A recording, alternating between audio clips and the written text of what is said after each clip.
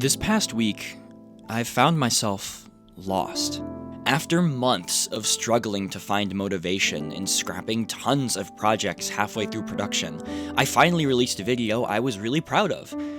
But I still felt empty. My friends and family all hate me, I'm getting stupider by the day. I needed a boost, something to keep me in that creative groove the past week had ushered back into my life. It was then that a mysterious package was flung at my doorstep. Inside rested 2 video games. And in that moment, something awakened inside of me. Wasn't today my midterms? One of these box arts I love and the other I hate viciously. I'm having deja vu right now. Anybody else feel a little bit woozy? Box arts. Oh baby, are they ever present in my household? Go ahead, peel the wallpaper away, and I'll still know the exact date and time of your death. You know, some things just need to exist for the proper functioning of society. Case in point, this motherfucker. Box arts are important and they serve a purpose. Memorability, advertising, yada yada yada. Not all of them are created equal, but today I don't feel like taking pot shots. Claustrophobia, anybody? Virtual Chess 64? Let's talk about the less obvious examples of a bad box. Sonic Heroes is a prime example of why I prefer 2D art over 3D art. Fire Emblem Path of Radiance has not aged gracefully in regards to its visuals, but its box art is most certainly timeless. Sonic right here has something going on with his neck. My son. He is sick. Just compare Heroes to its predecessor. Sonic Adventure 2 has a far more interesting and dynamic layout. This right here is iconic. Timeless. And this is coming from somebody who grew up with Heroes. I like that game way more. I don't know, maybe it's just me, but 3D renders tend to feel so lifeless when put up against works done by hand. This is made all the more apparent when there's an obvious point of comparison. Dragon Quest XI's allows you to flip its cover inside out to get a more traditional Toriyama-style illustration. And while it's far from my favorite piece of work, I actually prefer the color contrast of the main box art. It certainly has more charm, more personality. This screams classic Dragon Quest. This is a spoiler. This is also a spoiler. Another great example of 3D renders failing to capture the charm and personality of their 2D counterparts would be Pokemon Brilliant Diamond and Shining Pearl. I hate these box arts. They very well may be my least favorite box arts of all time, because despite the models of these legendary Pokemon sporting tons of detail, they completely fail to capture the elegance of the original DS illustrations. Their posing is tame and dull. They look dopey more than anything else. These are the Pokemon that are supposed to sell this game to kids? Kids don't like Lockjaw. But I guess it worked anyway. That's not to say that 3D imagery can't be incredibly engaging, beautiful pieces of work. I'm just a little bitch is all. In my eyes, they tend to lack that personal touch, that sense of human detail. But that's not even exclusive to 3D work.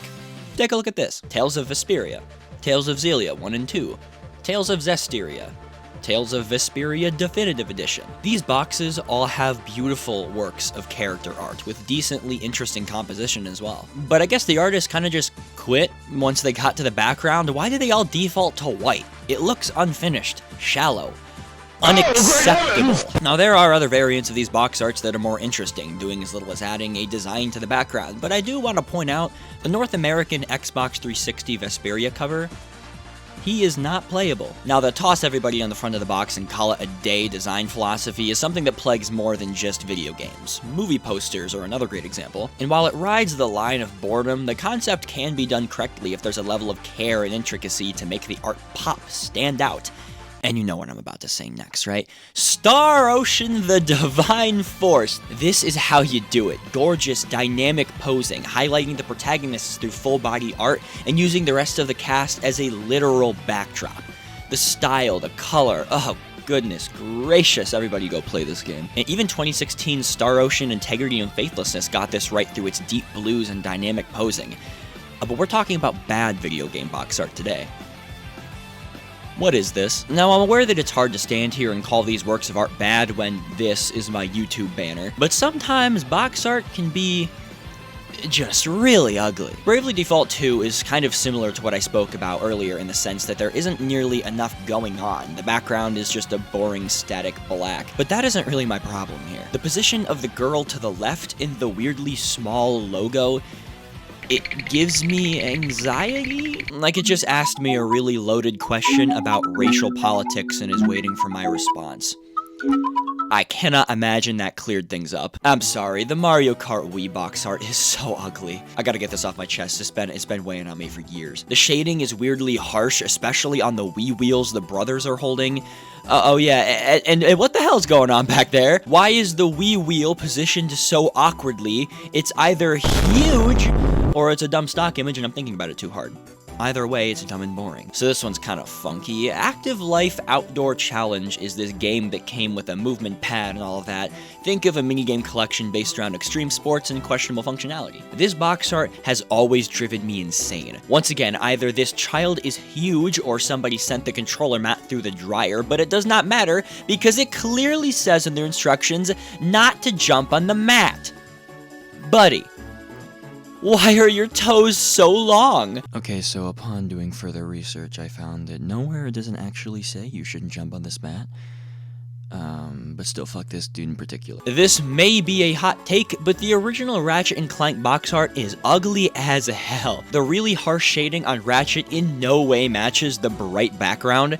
Now that being said, this piece of art does a great job of selling Ratchet & Clank, quirky mascot character, big gun schematic splash all over the walls behind him. This bitch lombax as hell. This specific situation raises an interesting question though. Is it more important for a box art to look good or to sell the experience? Best case scenario, it'll do both, but in situations like Ratchet & Clank, something can be pretty ugly but still get the point across perfectly. However, what bugs me more than anything else is when a piece of cover art blatantly doesn't represent the game. The perfect example of this is the original Super Mario Bros. Sure, it's eye-catching and iconic, but Mario is about to die. Star Ocean: The Second Story is a sequel to an SNES game that more or less builds off of every idea of its predecessor, delivering an incredibly unique and engaging JRPG experience with the flair of sci-fi space exploration.